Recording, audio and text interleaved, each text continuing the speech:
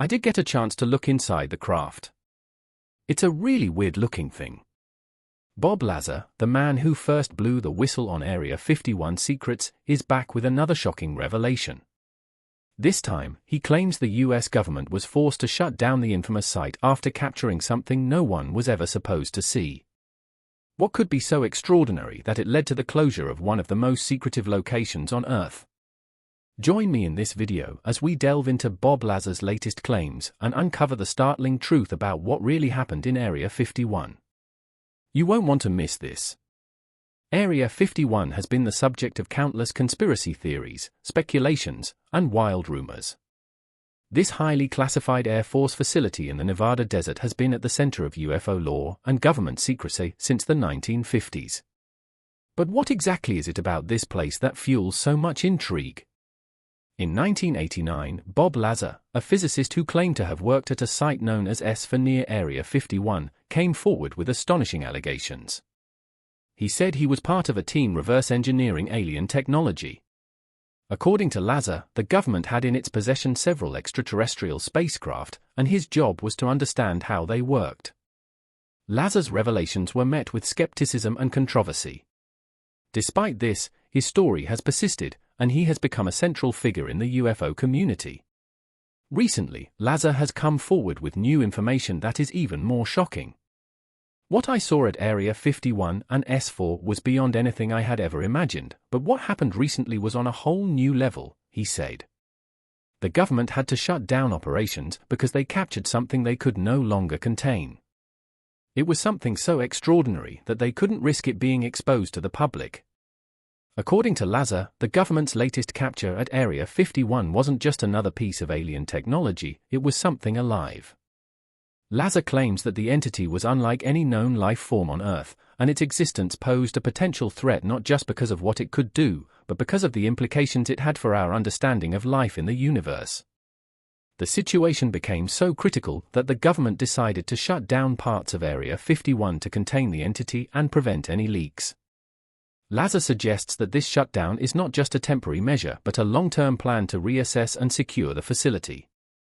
If Bob Lazar's claims are true, this would represent one of the most significant events in human history. The capture of a living extraterrestrial being would not only confirm the existence of alien life but also force us to rethink our place in the universe. The government's decision to shut down Area 51 would make sense as they try to manage the situation and understand the implications of this discovery. The government, of course, has neither confirmed nor denied Lazar's latest claims. Area 51 remains shrouded in secrecy, and access to the facility is still heavily restricted. This has only fueled more speculation and curiosity. For over half a century, it has captivated Americans. The mysterious area has served as the setting for numerous films and television shows, including *The X-Files*, and the 1996 summer smash hit *Independence Day Star. In 2019, a jokester managed to get millions of people to say yes to trespassing, catapulting this famous but mysterious site into the spotlight.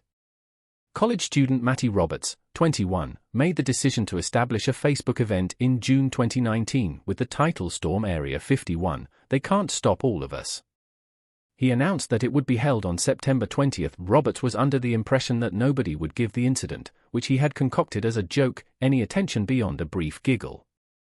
However, over 2 million Facebook users confirmed their presence within a few days. A strong warning was issued by the Air Force to discourage anyone from attempting to penetrate a military base. In spite of the warnings, about 1,500 individuals gathered in the Nevada desert with their campsites, bringing the usual fare of alien-centric festival gear, harnesses inspired by Roswell, inflatable creatures, and so on. Although 40 daring souls did reach the base's perimeter, they largely remained chanting before dispersing when approached by law enforcement. Someone was taken into custody for urinating in public.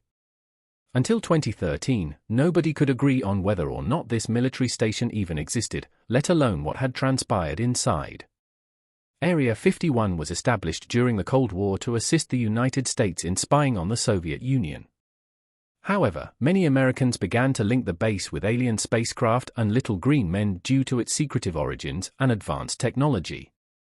What compelled scores of people to drive into the Nevada desert in September 2019 and stand outside of it, putting their lives on hold? Today, the U.S. Air Force uses the 38,400-acre patch of desert as a training site. Sometimes called the Nevada Test and Training Range, the base is located next to a salt flat called Groom Lake and is home to some of the longest runways in the world.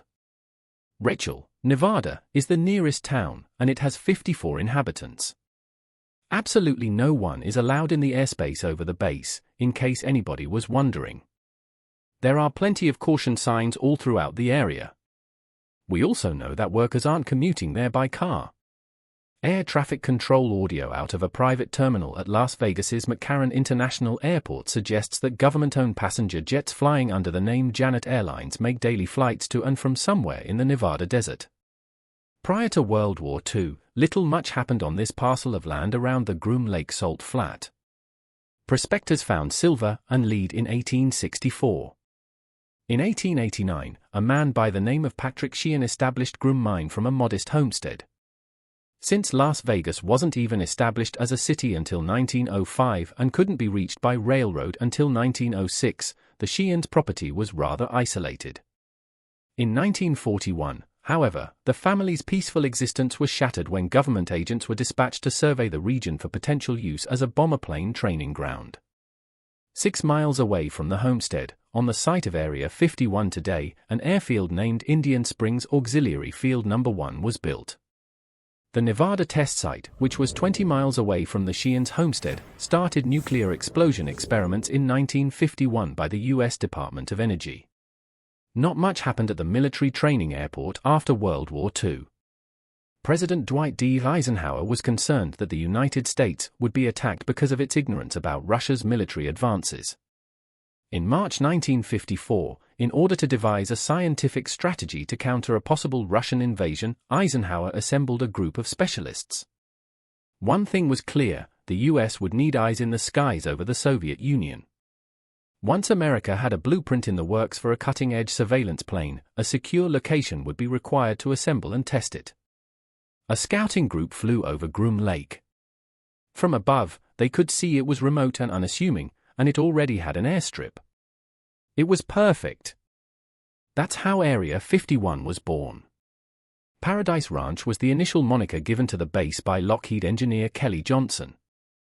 Johnson did this to entice prospective employees by making the dry patch sound more desirable. In spite of the dearth of cultural offerings, nightlife, and flora, employees took to calling themselves ranch hands. The CIA's clandestine airborne spying mission soon made Area 51 their go-to site. However, the basic building required extensive renovations. As projects grew increasingly technologically intricate, Area 51 had been completely converted into a spy plane factory by 1964. In order to handle jets that can travel quicker, contractors extended the existing asphalt runway from 5,000 feet to 8,500 feet. Groom Lake received the dismantled naval dwelling units and aircraft hangars from the workers. A new water well and leisure amenities were constructed by the construction crew. In addition, they included the required storage space, warehouse, and retail area for fuel. Various types of attack and surveillance aircraft were developed at Area 51 throughout the years by the Air Force and the CIA. The first plane that was built at the so-called Paradise Ranch was the U-2 spy plane. Subsequent projects included the Lockheed A-12, the State Route 71 Blackbird, and the stealth F-117 Nighthawk attack aircraft. A Soviet-built MiG-21 F-13 plane that a defector pilot surrendered served as the project's fulcrum throughout the Vietnam War, and the base served as its headquarters. Naturally, that is only a small selection of the declassified initiatives that are known to us. You'll notice that there hasn't been much talk yet of extraterrestrial autopsies or UFOs. That's because those stories hadn't emerged yet, but they were about to. Letters and phone calls reporting UFO sightings began to stream into air traffic control and the Air Force in the late 1950s and early 1960s. Pilots on east-west flights at dusk were a major source of these reports. At heights too high for any man-made plane, they claimed to have seen flying saucers or burning discs. At the time, as far as the public knew, even the most advanced military aircraft flew below altitudes of 40,000 feet. The U-2 spy plane that the CIA was testing at Area 51 flew above 65,000 feet. There was an effort by the Air Force to look into sightings of UFOs in 1952 with the code name Operation Blue Book.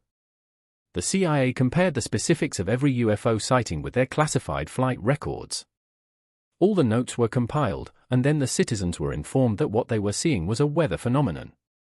The claims that extraterrestrials were careening over American skies were further bolstered by this.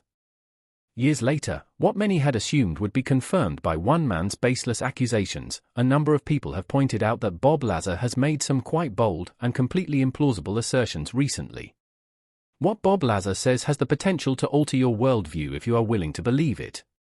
In the end, it was his accusations that made Area 51 famous. Bob Lazar made public in 1989 a tale that, if verified, would rank among the most shocking stories ever told. Lazar claims that he began his military career in 1980 at S4, a location close to Area 51. During his tenure here, Bob had the opportunity to observe and contribute to some very remarkable technological advancements. Extraterrestrial spaceship reverse engineering was Lazar's job description.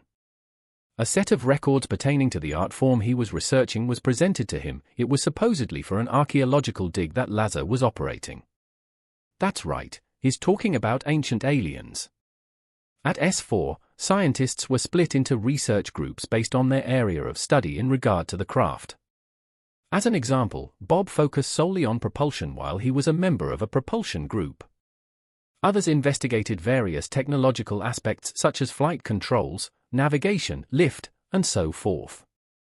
The craft Bob Lazar was a part of, along with another craft he saw on the site, an alleged live alien, and other outlandish allegations, were all detailed in Bob's account of his experience at S4. Bob found out that the Air Force would test their re-engineered craft over Groom Lake in the middle of the night. A group of his buddies were therefore invited to witness the spectacle. After a few of these trips, Lazar's employer learned of the UFO watch parties and let Bob go. Not long after Bob was terminated from the Air Force, he went to a local CBS affiliate in Las Vegas, where he was interviewed by reporter George Knapp. It was in this interview that Lazar provided information about what he experienced at Area 51 for the first time. After going public, Lazar remained inactive for quite some time. It wasn't until Jeremy Corbell directed Bob Lazar, Area 51 and Flying Saucers in 2018 that Lazar found himself back in the public eye. The new documentary also landed him a guest spot on the Joe Rogan Experience star. Lazar's interview with Rogan has become as prolific, if not more prolific, than his original interview with George Knapp. Looking for evidence to support Bob Lazar's assertions, a few things jump out. First, the public was unaware of the clandestine testing that took place at the base until Bob Lazar made his findings regarding Area 51 public. The attention it receives now was brought forth by his allegations. Surprisingly, the site has been involved in the testing of covert initiatives that have resulted in aircraft such as the stealth bomber. Bob has even led large groups of people to observe these tests, which were known to only a select few. Secondly, Lazar insisted that he had broken into the base using a special security system. According to Bob, there's a hand sensor that can identify a person by analyzing their bone density. Such scanners were in operation during Lazar's alleged employment. According to the Air Force, nobody in the general public knew about this technology when Bob first interviewed them. Element 115 is the most intriguing piece of evidence supporting Lazar's assertions. An integral part of the craft's propulsion system, Element 115 is the subject of his discussion. This element, which was formerly known as Muscovium, now has a spot on the periodic table. In 2003, a group of Russian scientists created an artificial element with the symbol Muscovium after synthesizing Element 115. Until 2003, this element remained a mystery. This element was unknown until 2003, 14 years after Lazar claimed to be researching the element for the US military. Oh, and the country that ended up publicly discovering this element? Russia, the other country obsessed with space. A mystery surrounds Element 115. It wasn't added to the periodic table until 2016, but for decades, theories about its possible link to alien technology and life have kept it in the spotlight. We need to know what element 115 is before we can answer the question of whether there is a relationship. Element 115, or muscovium, is a man-made superheavy element that has 115 protons in its nucleus. As with all elements on the periodic table, the element's number corresponds to the number of protons in the nucleus of the element's atom. That is 23 more protons than the heaviest element that you can find in large quantities on Earth, uranium. Gates said that element 115 is an extremely rare element that's made one atom at a time in particle accelerators. It exists for just a fraction of a second before it decays into another element. This location is unique because it is close to a hypothetical island of stability where extremely heavy nuclei may have significantly longer lives. They might not only live for a fraction of a second but for minutes, days, or even years. We may be able to put them to good use after all if we keep them for that long. It took years of nuclear research to work out some of the details about muscovium. It wasn't until 2018 that Lawrence Livermore National Laboratory scientists figured out that the element's mass or atomic weight, the total number of protons and neutrons in an atom, was 288. To nab this vital number, they repeated the process that the first discoverers used to pin down the element. In doing so, they managed to produce roughly 1 atom of muscovium per day, and that atom was captured by an instrument called Fiona for the identification of nuclei, which, to the untrained eye, looks like a small metal bank vault. Following in the footsteps of the original discoverers, they were able to nail down this crucial quantity. This allowed them to create about 1 atom of muscovium daily, which was then collected using an apparatus known as Fiona for the identification of nuclei, which resembles a miniature metal bank vault to the uninitiated. So, science, which is both real and substantial, has replaced the pleasure of little green men and magnificent spacecraft.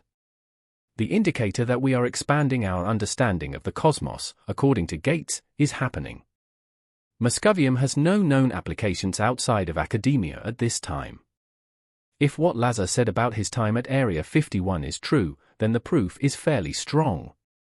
Furthermore, there is equally convincing proof that Bob is making everything up.